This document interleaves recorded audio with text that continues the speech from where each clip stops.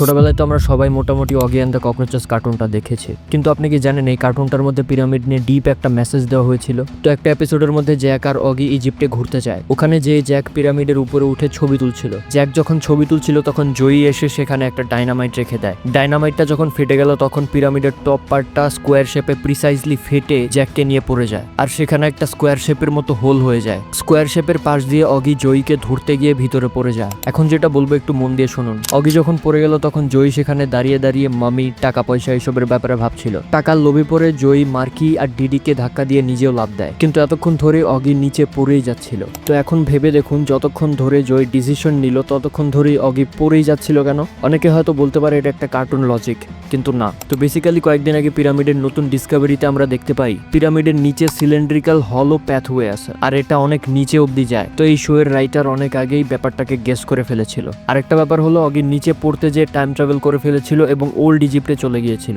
এখন এখানে আরেকটা কনক্লুশন দাঁড়ায় যে পিরামিডের মধ্যে থেকে কি টাইম ট্রাভেল করা পসিবল। এ ব্যাপারে আপনার কি মতামত কমেন্টে জানাতে পারেন।